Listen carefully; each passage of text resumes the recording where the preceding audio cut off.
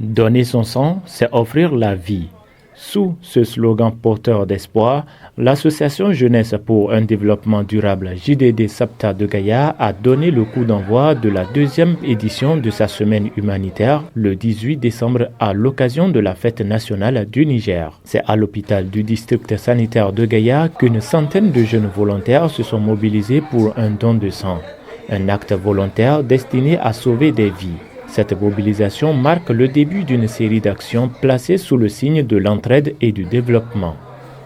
Nous avons organisé une semaine humanitaire dont le lancement c'est aujourd'hui même avec un don de sang suivi d'une grande salubrité dans l'enceinte de l'hôpital de district de Gaïa et le cimetière de Gaïa.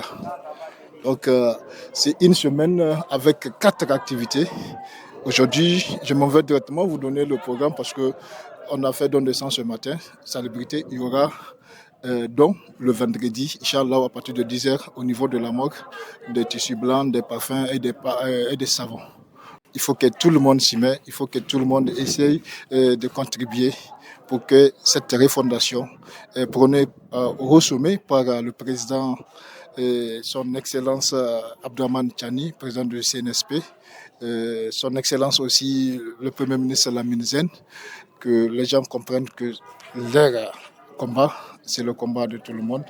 L'engagement des jeunes de l'association JDD SAPTA a rapidement suscité l'intérêt des autorités locales. Le préfet de Gaïa, accompagné des responsables des forces de défense et de sécurité de Gaïa, s'est rendu à l'hôpital pour encourager ces jeunes porteurs d'espoir.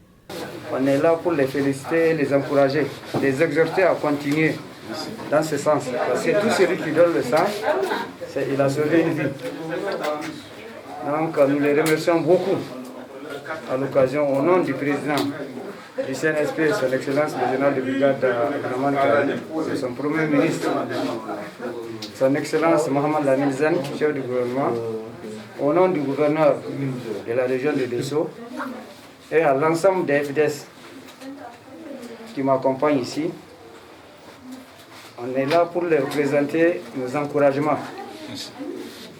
Et ils doivent continuer dans ce sens, ça doit être un exemple. Le médecin-chef du district sanitaire de Gaïa a exprimé sa profonde gratitude envers les membres de cette association. Il a rappelé que le sang recueilli permettra de répondre à des urgences médicales critiques, notamment lors des accouchements compliqués ou des anémies sévères.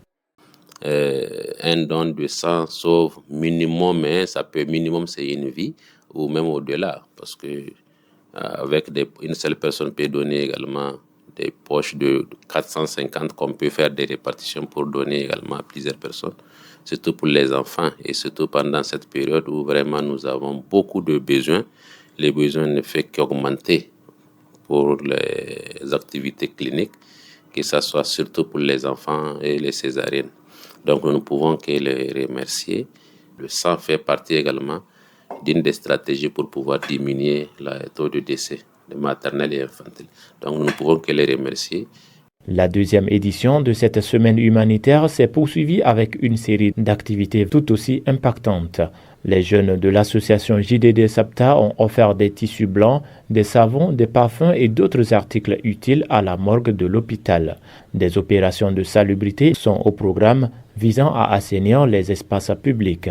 Une conférence de sensibilisation est aussi au programme. Désormais ancrée comme un rendez-vous annuel, cette semaine humanitaire est une véritable source d'inspiration pour la jeunesse de Gaïa et au-delà.